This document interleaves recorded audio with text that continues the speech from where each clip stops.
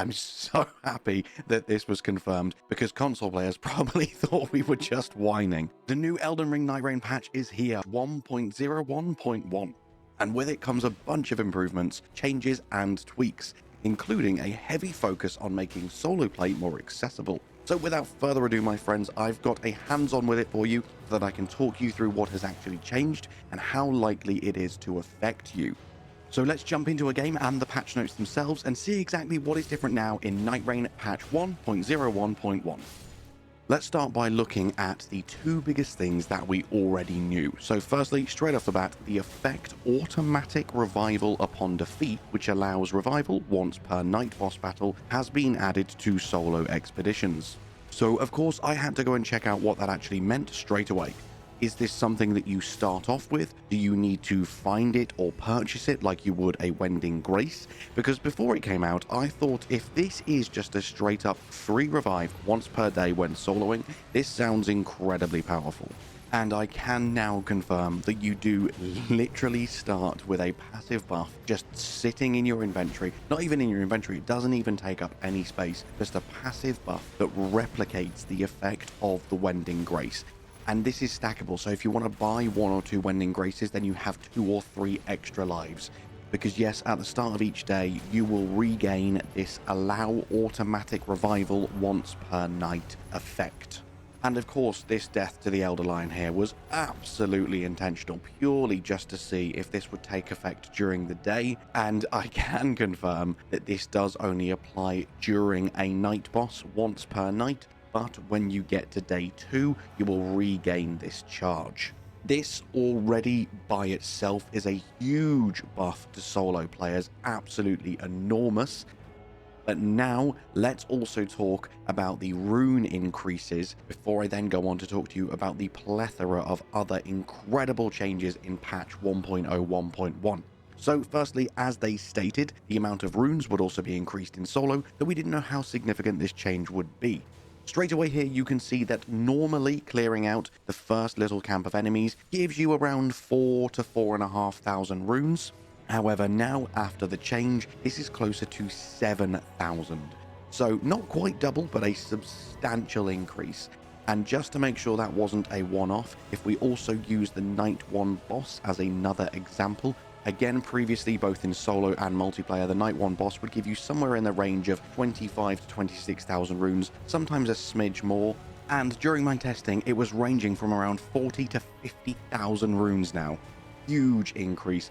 In fact, just with this one example that I'm showing you here, I was running incredibly slowly and inefficiently because I was just focused on making sure the footage that I was capturing for you was representative of the new intended solo experience, and I still managed to hit level 9 by the end of the first night. Absolutely crazy. Solo is going to be much more viable now. Now let's talk about a bunch of the other really good changes and improvements to the game. So for this next section, I will take you back to the patch notes themselves, and I'll leave a link to that down in the description as well. 2 more fantastic general balance adjustments. They have increased the number of high rarity relics that can be obtained as a reward when reaching day 3 during expeditions. So if you don't understand why this is so significant, it's pretty easy when you are moderately experienced to reach the Night Lord. But beating him, especially with randoms, is a whole different kettle of fish. And usually you are only rewarded with the highest tier relics if you manage to beat him. Otherwise your rewards are pretty lackluster. Well, that is now no longer the case. You are much more likely to gain high rarity relics just for getting to the Night Lord. And again, when you buy scenic flat stones from the small jar bazaar, that is the relic right at the very bottom that you can buy infinitely just to kind of burn away your money. The probability of obtaining high rarity relics from here has also been increased. Now for a whole host of bug fixes, some of these absolutely huge. Thought it was just me. Very happy to hear that these are bugs. So there's been a lot of debate online as to whether the climb up action has been bugged since the closed network test. And some people were saying it was fine, some people were saying it wasn't. Turns out the divide between us was because Steam was broken, but console was fine. So they have fixed that. Now, when using the keyboard, your climb up action will no longer fail, and when using a gamepad on Steam, the climb up action is no longer difficult to perform. So PC users, you weren't going mad. It was a bug only on Steam. I'm so happy that this was confirmed, because console players probably thought we were just whining.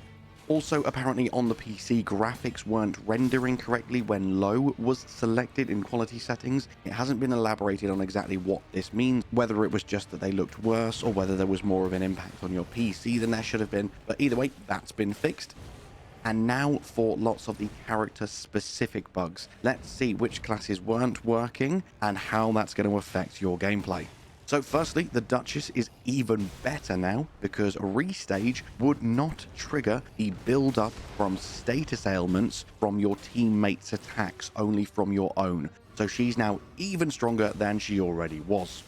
It's also now easier to maneuver the camera when using the Guardian's ultimate art, so you're not always accidentally flying away from the fight. You don't have to be locked on, it's a bit easier to free aim and use your camera now. The Raider has actually been nerfed. Now, it's not a straight up nerf, it's just a bug that was fixed. It wasn't intended that with certain great axes and great hammers, he was doing more damage than intended, so that's been scaled back just slightly. And for the final character-specific change, there was a bug with the Guardian's Relic special effect become the target of enemy aggression when ability is activated. That wouldn't work in certain circumstances, now it does. Now let's have a look at all of the other bug fixes and what you can expect to see differently next time you jump into Nightreign. Previously, those who live in death enemies would revive even when defeated with the Sacred Blade skill. That's now been fixed.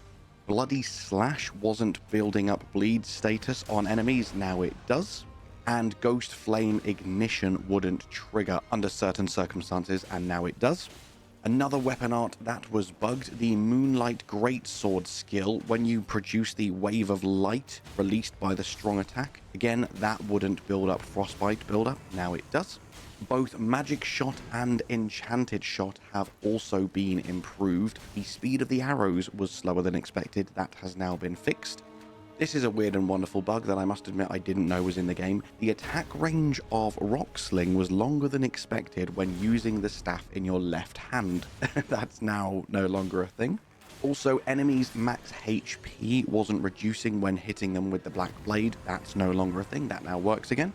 And then there are a bunch more minor bug fixes as well. I won't sit here and literally just waffle out every single one word for word. I've left the description in there if you would like to see some of the more minor fixes, such as incorrect text fixes and certain graphical rendering problems, sound effects, things like that. Lots of more minor things, lots of more generic lines of text where it doesn't say exactly what's been fixed, but I imagine in the background quite a lot of fixes have happened. They've also addressed a few graphical and stability issues, so I know quite a few people have been experiencing weird and wonderful lag spikes infrequently, but bloody annoying when it happens. Hopefully stuff like that has also been fixed. But as I say, all you need to do is jump into the game yourself, and hopefully you will notice big improvements and big differences during your next few games, especially if you want to brave some solo expeditions.